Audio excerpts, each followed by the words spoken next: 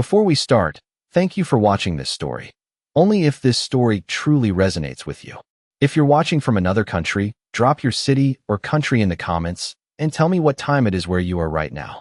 This is the story of the moment my father slammed the door on me and changed my life forever. I still remember standing outside that house, my hand still hovering in the air after the lock clicked, hearing him say I was no longer welcome in his life. I didn't understand how someone could look at their own child and make them feel erased in a single moment. That night didn't just break my heart. It ended my entire world as I knew it. My name is Ethan Carter, and I grew up in a quiet suburb in Ohio where everything looked normal on the outside, but never felt normal inside my home. My father, Robert Carter, was the kind of man who didn't raise his voice often, but when he did, it carried a weight that made you stop breathing for a second. He was distant, always calculating, always expecting more from me than I knew how to give. I spent most of my childhood trying to earn something I could never clearly define: his approval. Better grades, part-time jobs, staying invisible, staying perfect. None of it ever seemed to matter. There was always disappointment behind his eyes, like I was a mistake he never planned for. That night started like every other argument we had before, small tension building over things that didn't seem important at first. My voice got quieter, his got sharper, and suddenly it wasn't about small things anymore. He told me I was dragging him down, that I didn't belong in his life the way I thought I did. I froze, thinking he would calm down like he always used to. But he didn't. He walked to the door, opened it, and pointed outside without even looking at me. That was the moment everything inside me went silent. I didn't argue. I didn't ask questions.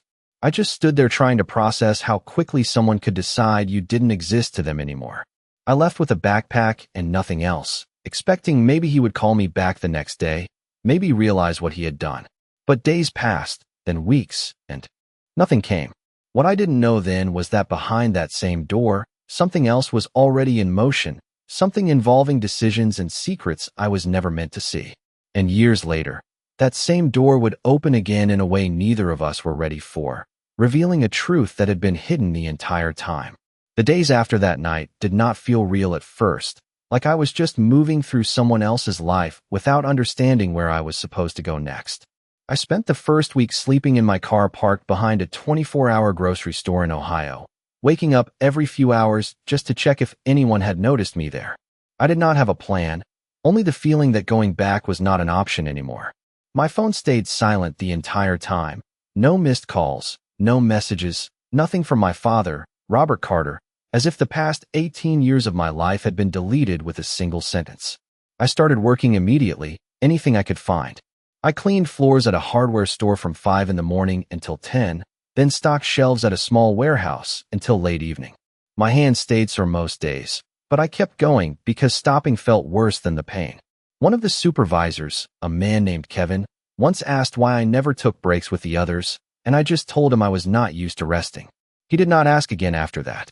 I would sometimes catch myself staring at office buildings downtown, wondering what kind of life happened inside them, the kind of life I had never been allowed to think about. At night, I studied online courses on logistics and supply chain systems using free Wi-Fi outside libraries, writing notes in a cheap notebook I carried everywhere. I did not tell anyone that I was not just trying to survive anymore. I was trying to become someone completely different from who I used to be. Months passed, then a year, and slowly things started shifting. I got accepted into a small entry-level position at a regional logistics company in Dayton. Nothing special at first, just data entry and inventory tracking, but I treated it like it was everything. I stayed late every night, fixing errors others ignored, learning how the system connected from warehouse to transport routes. People started noticing without me asking them to. My manager, Sarah Collins, once told me I had a way of seeing problems before they happened, and she moved me into operations support. That was the first time I felt something change inside me. Not happiness exactly, but direction. I started understanding how entire companies moved goods across states, how decisions in one room affected thousands of deliveries across the country. And somewhere in the middle of all of that, I stopped thinking about going back. I stopped imagining apologies that would never come. Instead, I started building something I could actually control.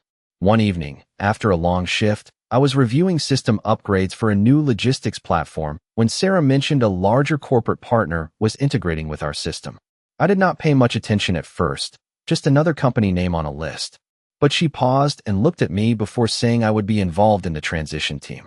That was the first time I heard the name of the company that would eventually change everything, and something about it felt familiar in a way I could not explain yet. At the time, I did not know that this was the beginning of a path that would lead me straight back to the one place I had been told never to return to, and that the next time that door opened, everything I thought I understood about my past would start to break apart in a way I never saw coming. At first, I thought the shift into the new company integration project would finally give me stability, but I did not realize it was also the moment everything from my past was about to follow me into my present.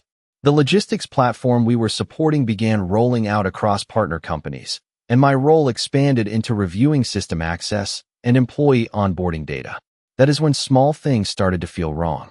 I began noticing comments from colleagues that did not make sense, like whispers that I was lucky to even be here, or that I had connections I was not talking about. I ignored it at first, assuming it was normal workplace noise, until one afternoon Sarah Collins called me into her office with a serious expression I had never seen before. She turned her monitor toward me and showed me an internal email thread flagged by HR. My name was in it. Not just my name, but claims that I had falsified my employment history and manipulated my way into the company through undisclosed relationships. Attached to it was a screenshot of a message chain sent to multiple supervisors, stating that I had been untrustworthy since day one, and that I had a history of instability that management should be aware of. The sender name on one of the forwarded messages was Robert Carter, my father. My stomach dropped before I even finished reading it. I asked Sarah where this came from, and she said it had been submitted through official HR escalation channels from a regional contact associated with a partner network. Someone had not just made a rumor, they had packaged it as documentation. Over the next 2 days, it escalated fast. A formal review was opened. My system access was temporarily restricted pending verification.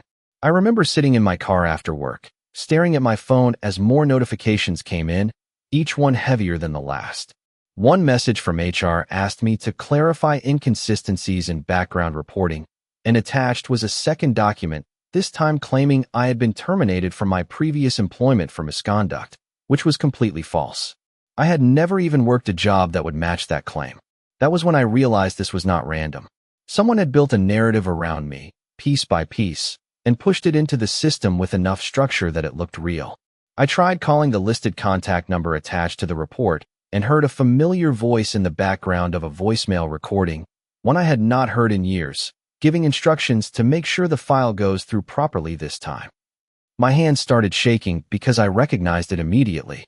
It was my father's tone, calm and controlled like always when he believed he was right. The next morning, I was called into a final review meeting. Sarah would not look at me directly. HR read out the allegations one by one, each sentence pulling me further out of the room I had worked so hard to enter. I tried to explain, but I could already see their decision forming before I finished speaking.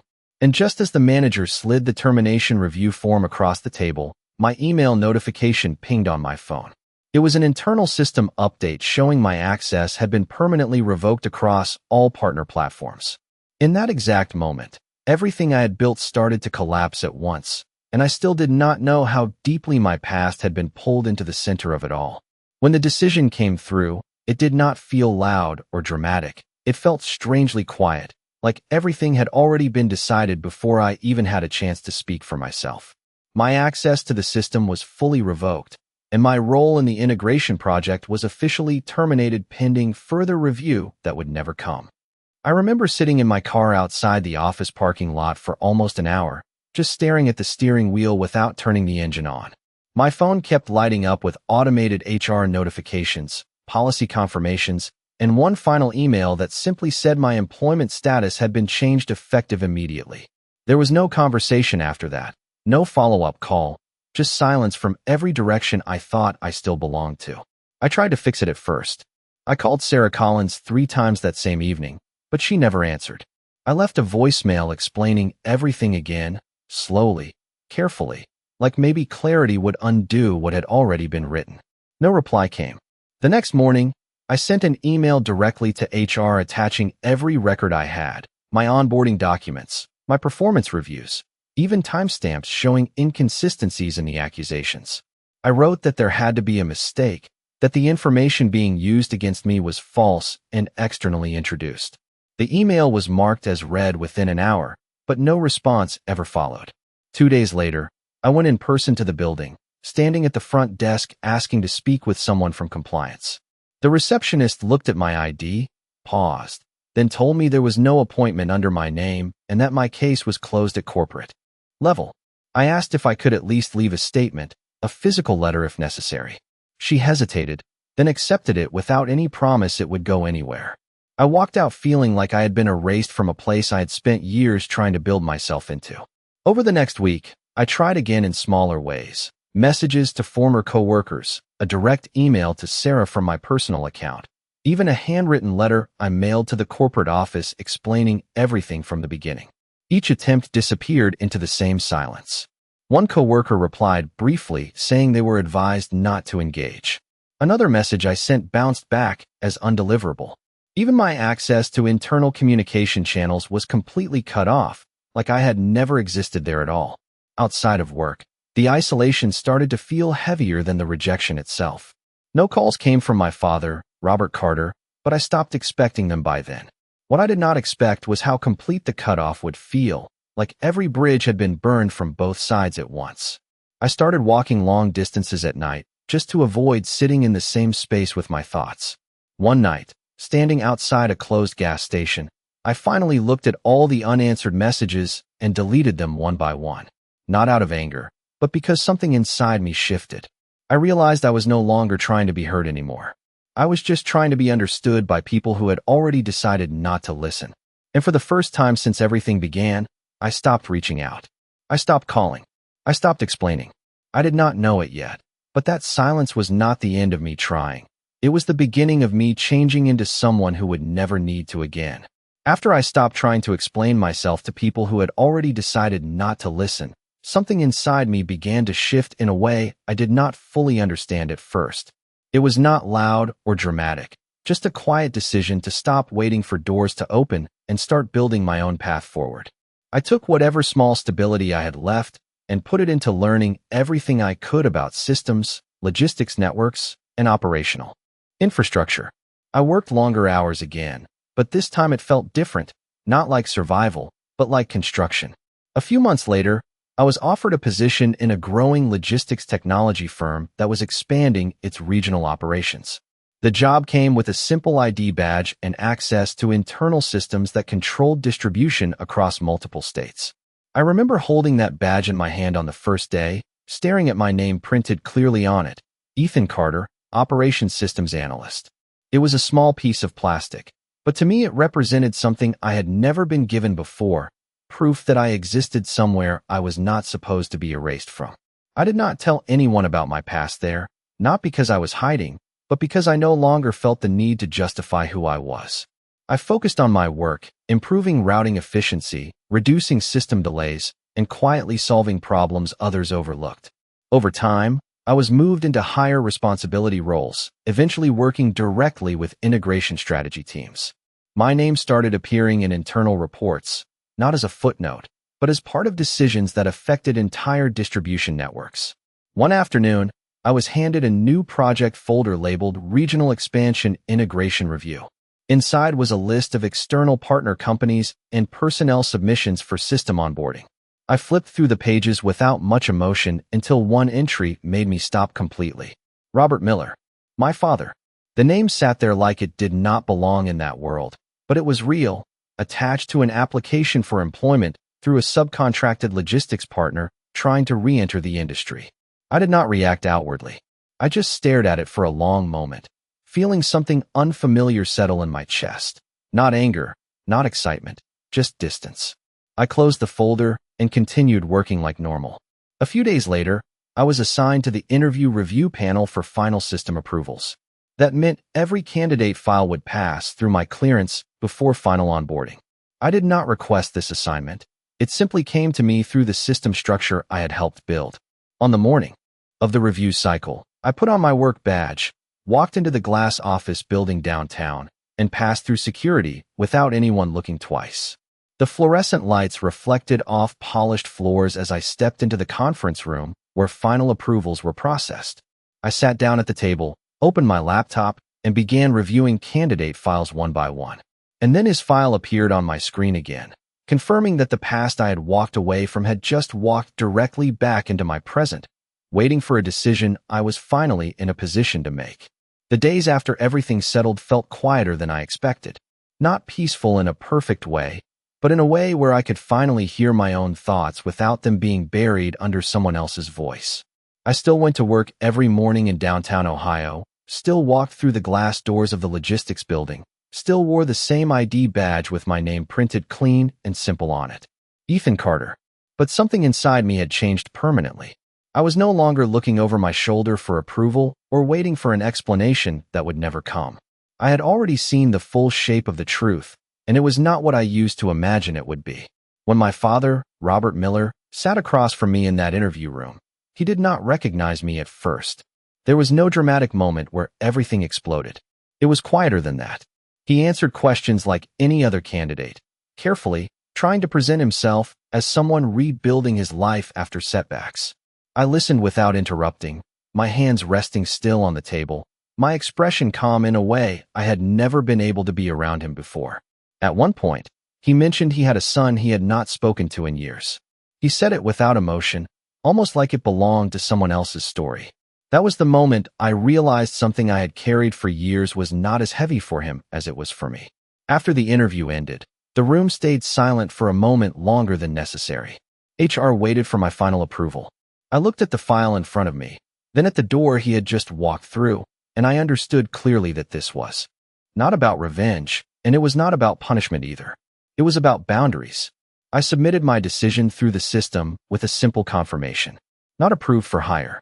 No extra notes. No explanation required. A clean line drawn where there used to be confusion. When he was informed later, there was no outburst, no confrontation. Just a pause, a slight nod, and the quiet realization that something had closed without reopening. He left the building the same way he came in, unaware of how much of my life had been shaped by the moment he once shut a door and told me not to return. I watched from the glass wall of the office as he walked across the parking lot, smaller in presence than I remembered, but still real, still human, still someone I once tried desperately to be seen by. And I did not feel anger. I did not feel victory. I felt distance, and for the first time, that distance felt like safety. Later that night, I stood alone in the parking garage, holding my ID badge between my fingers. The same badge that once represented becoming someone new. I looked at it for a long time, then put it back into my pocket. Not because it defined me, but because it no longer needed to. Some doors do not reopen, and some closures are not meant to be repaired. They are meant to be understood. If this story reached you in a quiet place inside your own life, I just want to say thank you for being here and listening all the way through. Only if this story truly resonates with you, feel free to like and subscribe, and let me know in the comments what city or country you are watching from and what time it is for you right now. I read every message, and it always means more than you think. And if you are still here, there are more stories like this waiting in the playlist, stories of loss, distance, and the quiet strength people find when everything else falls away. You might find one that feels closer to your own journey than you expect, and I will be there in the next one waiting to tell it with you.